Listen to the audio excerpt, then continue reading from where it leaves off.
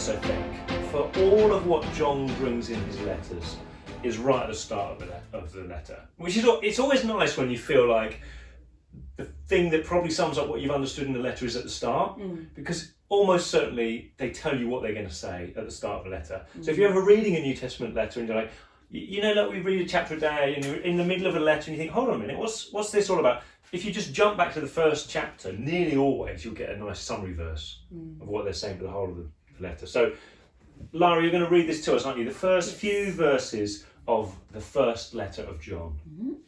The life appeared, we have seen it and testified to it, and we proclaim to you the eternal life, which was with the Father and has appeared to us. We proclaim to you what we have seen and heard, so that you also may have fellowship with us. And our fellowship is with the Father and with his Son, Jesus Christ. We write this to make our joy complete. This is the message we have heard from him and declare to you. God is light. In him there is no darkness at all. If we claim to have fellowship with him and yet walk in the darkness, we lie and do not live out the truth. But if we walk in the light, and he is in the light, we have fellowship with one another, and the blood of Jesus, his Son, purifies us from all sin. Oh, just so many, just so those little clear things, like, the life appeared. Yes, like that. So let's just try and land what most of the pundits say is going on here. So John is writing to people who are starting to ask questions. Maybe they don't realise it, but like, what actually is knowledge? What does it mean to know the truth? And there's a sort of a Greek philosophy which is now called Gnosticism. It's the idea that there's a secret gnosis, which is I think it's from the Greek, which means knowledge. So gnosis, and there's the idea that there's a secret set of knowledge up there somewhere. And as a human being, what you're trying to do is use your words and your thoughts to access that. And if you can access that, then you understand everything. Okay. But most people don't understand it. And it's a part of a larger set of philosophies, which was really maybe could be called dualism. But ultimately what it lands at this is, in that way of approaching the world, you think my job is to understand truth and then to talk about the truth. And what John is saying is that no. Like, that's not what life's really about. What it's about is, if you understand truth, then it's like light coming in. It's like life appearing. So if you understand truth, that means you know God. And knowing God means you would become friends with God. And if you become friends with God, then you'll begin to be like God. So what he's really saying is here, like, knowledge and truth is not about an idea or a concept that you can describe. Knowledge and truth is about a person or a divine God himself, who comes to you and you get to know him, and just by the nature of it, you then become like him. Does that make sense? Yeah. So just to really try and pull out what the difference is here, I guess at school, you're a bit younger than me, but we probably have similar-ish schoolings. If you go to school and you try and, science, I don't know, what's your favourite subject? Drama. Oh, drama. Well, drama actually is one of those slightly different ones, but okay, drama, maths, science, history, even philosophy. What you're doing is you're trying to learn what people said. So you learn, for example, hey, this is what Einstein said, or this is what Darwin said, or this is what Van Gogh painted. And what you try and do is you then sit down at the end of the time, and you're asked to write an essay in response to this title. And if you write that well enough, you'll get an A. And if you don't, then it's 9 these days. Yeah. You get a good grade. And if you don't write about it very well, you don't use your words to describe it very well, when you get to the end, you don't get a good grade. Now, what we don't do is say, oh, Lara, you've been learning about Darwin for the last, his theory of evolution. Stand up, let's have a look at you. How much is your life looking like Darwin's life? What's your character like? We don't ask that question. We want you to describe it. And so our education system, apart from with things like drama potentially, or music, or maybe art, It's not like how much like the person that you're learning about have you become. It's just, can you describe what they said? So what you get, and this is what Dallas Willard says over and over again, is what you get philosophy professors in the top universities, and they talk about ethics, they talk about like how you understand and know things, and there's some people who you'd never say, well, you can't teach philosophy because your life doesn't look good enough. You're not a good enough person to teach, because we've separated off knowing the truth from living in a good and ethical way. And what John's saying is you can't do that as a Christian. If you know the real truth, which is God, you automatically become like God. Yeah. Does that make sense? Yeah. So I wonder, so Dallas Willard's theory is that in the church we've just basically done this. We've taught people this is how to talk about God, this is what God's like, this is how you have to live as a Christian. But what we've not done is actually introduce people to God and help them become friends with God. Yeah. What do you think? Yeah, I can 100% relate to that, and I think, I've seen it in my life, and when I think of my journey with God, this is kind of how I realise, oh my goodness, I don't think I know God. So yeah, I was speaking to one of the youth recently actually about my approach to education, growing up, and how I think that influenced my approach to God. Oh. So with school I was pretty good at it, and I actually, with the thing of you just know something, you regurgitate it, that gets you a good grade. That's how I approach school. So I know with GCSEs especially, I'll just cram for the exam, regurgitate all the information and get the grade that I wanted, and it meant it kind of built in me this poor character where when it comes to different aspects, I'm like, I want to take the shortcut. I don't actually want to go through the journey of understanding this is what it means to revise or to set time aside or to work towards something and really build your character. I was just like, if I can cheat it and I get the same result, then what's the purpose? Yeah, so that's in your academic stuff. Yeah, that was in my academic. And how did that affect what you did with Christianity, with God? So, especially when I went to uni, it was like, okay, my faith is becoming my own, joining a church. I kind of saw different people and I was like, I'm a Christian and they're a Christian, but something about them is different. They have this relationship with God thing. So if I do all the right things, if I serve on teams, if I try and read my Bible, if I do all of this, then I should get the same result, right? And completely didn't understand the concept of having a personal relationship with God and how that's what forms us. That's what changes us, and that's the fellowship that John talks about. And so I did all of those things. Nothing was changing. And I remember I was listening to a worship set one day, and I think it's Travis Green, and he said, anyone can be used by God, but not everyone knows God. And I was like, oh no. I think that's what's happening. I think I'm doing all the right things, but I'm kind of like with my education, I'm skipping the journey and I'm just trying to get to the end result. Yeah. And that meant that I didn't really know God. Wow. And so I wasn't in fellowship. My life wasn't being transformed. I could say all the right things, outwardly probably look like a good Christian, but inwardly my life wasn't. Yeah. I didn't know God. And the challenge of that, of course, is that when it's all your effort that causes you to look like a Christian, all you need is a bad day. And then you stop looking like a Christian. Crumble. And the joy of the transformation of you actually in friendship with God is you have a bad day and he's like, well, I'm still here and I still love you. Yeah. And it's just such a more resilient and robust way to do life, to be with God. Right? And that's really, it's so interesting that for John, there's almost no distinction. It's not possible that if you really know God, then you will become like him. That's always struck me about his letters. Yeah. You're like, hold on a minute. You don't seem to provide any space for, I know God, but I still live like I used to live. Yeah. What do you make of that?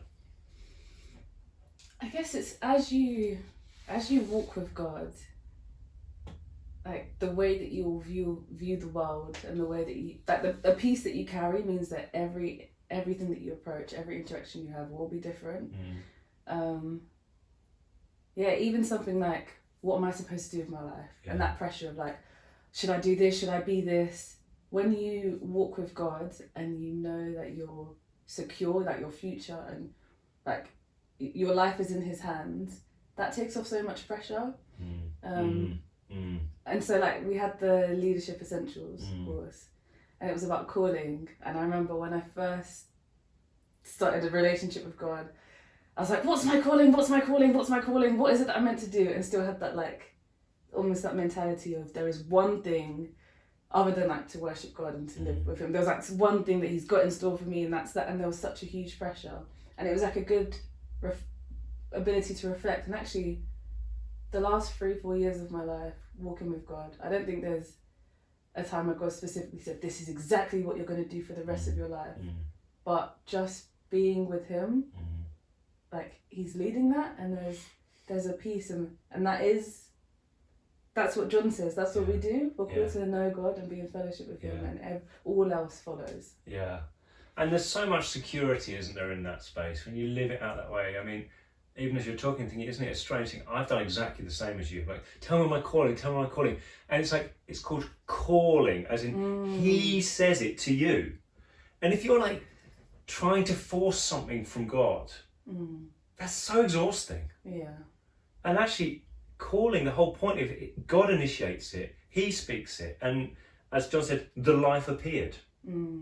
We didn't grab the life and make it come to us. No, the life appeared, and we respond to that. And I think that some of the most deeply attractive Christians I know, it's like all they're doing is just seem to respond to the stuff that God's put in them and who He is. And I want to be like that. Yeah. I want to be like that. And I would love it if you were like that. Like, you probably are like that. You probably are, actually, more than I am. This thing that you just, there's this fire. Wesley talked about this fire that burnt within him, and then it just set him on fire, and then people used to come and watch him burn.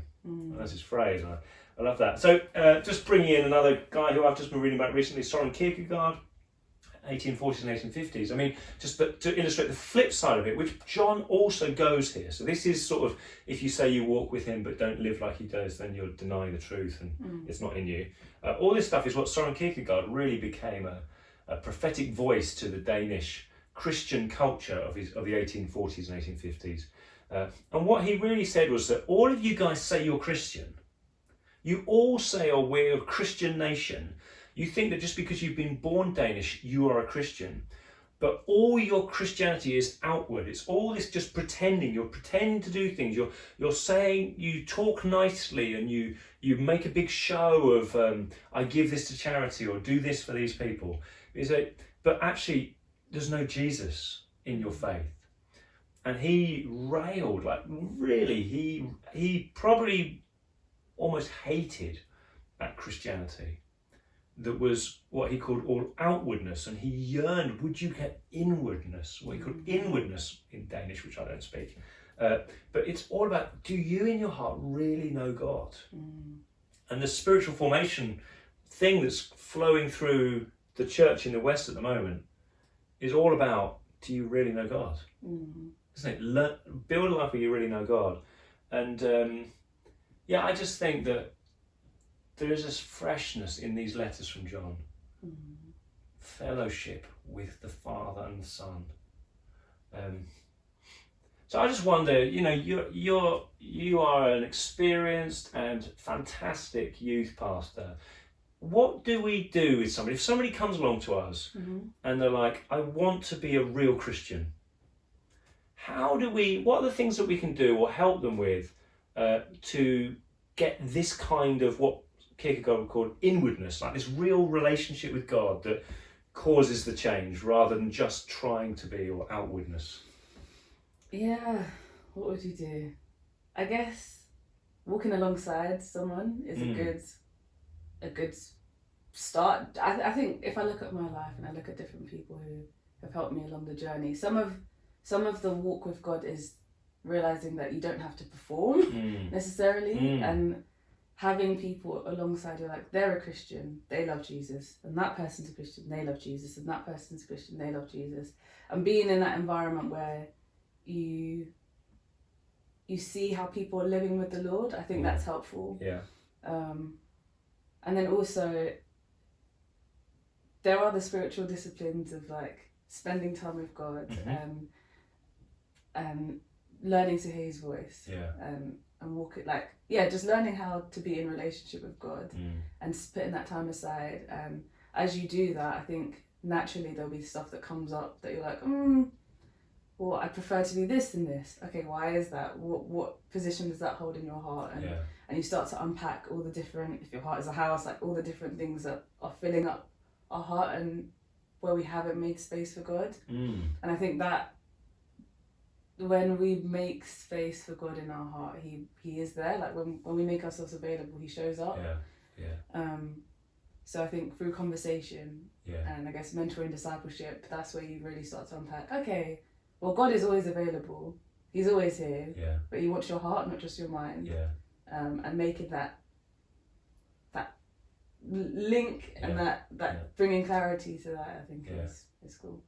Yeah, so helpful. And the focus on the disciplines is really, it's not a language we love, is it actually? But it's really helpful in showing you choose to do these things. I mean, something that, again, that one of the most famous bits from the whole letters of John is probably this sort of discipline, as it were, of acknowledging our sin to God, isn't it?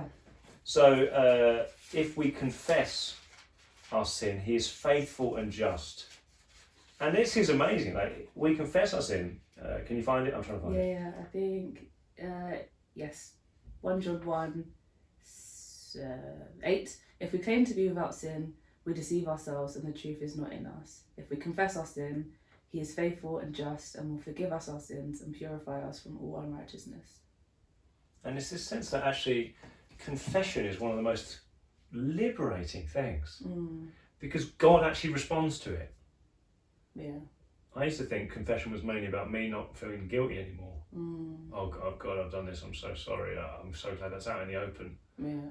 But actually, God responds to that and He's like, okay, I'm going to cleanse you from that and I'm going to lead you into righteousness. So I just, it's one of those forgotten habits, isn't it? One of those disciplines which we don't often do, but confession. I guess there's a humility in it as well. Of being like, okay, Lord, I lay myself down before you begin. And that takes us probably back to that friend. It's those moments where you say, I can't pretend. When I try and do this myself, I can't manage it. But I lay myself down and actually trust that relationship is what counts. Relationship with you. Yeah. Amazing. So some good stuff, and I think that's a lot of the sort of thrust of what John is saying over and over again. Like, if you know God, if you really know Him, you'll walk as He does. You'll live like Him. You'll love like He loves. You'll become like Him. Yeah. And if you aren't doing those things, then are you in really a relationship with Him? Is that fair? Yeah, it's like a check-in. Yeah. So there's some stuff that you wanted to ask about. Let's chat those things because you always have the best questions. Okay, Antichrist. As a younger person, probably too young, I watched The Omen, which is a horror movie, and it talks about the Antichrist. Yeah.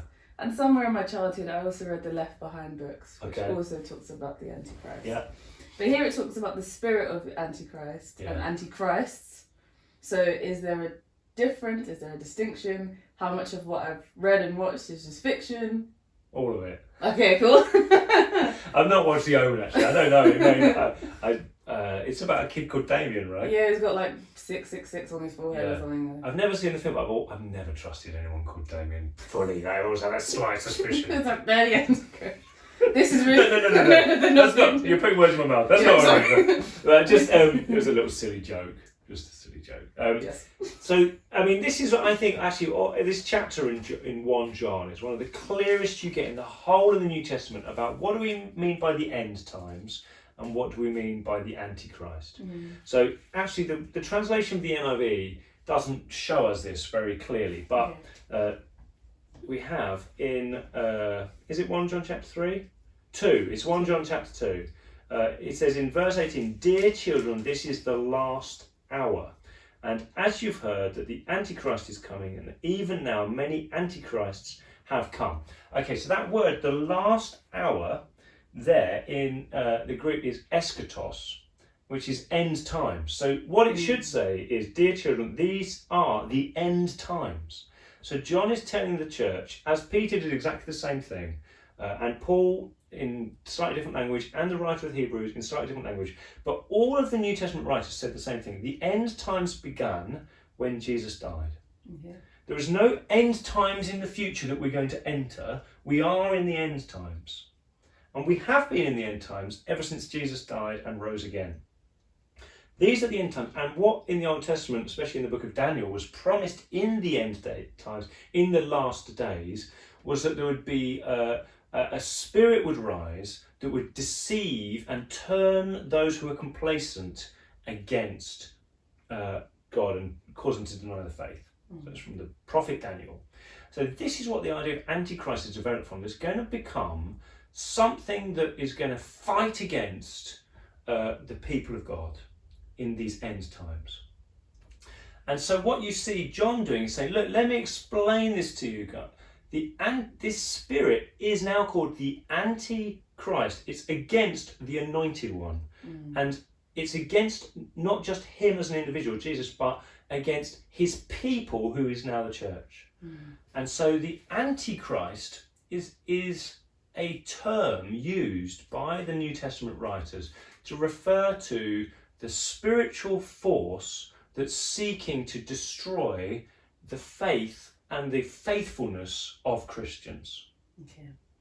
And so what he basically saying is the way that works is people who were Christians went out from us, but they didn't really belong to us. If they had belonged to us, they would have remained with us. But their going out showed that none of them belonged to us. It's like, well, you get this all the time, and then you what? What are you basically saying is, we thought these guys were Christians, but now we realise they're not.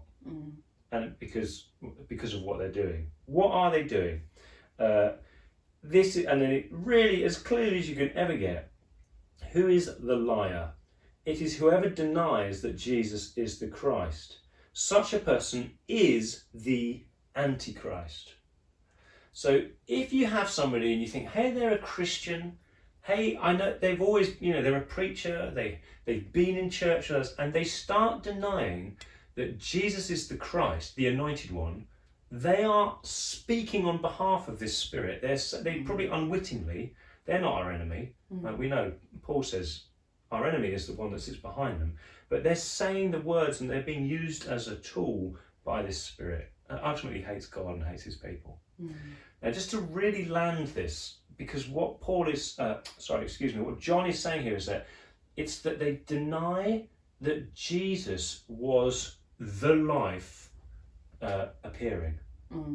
So what it basically wants to do is suggest that God and truth is up there somewhere and has never truly come and shown itself to humanity.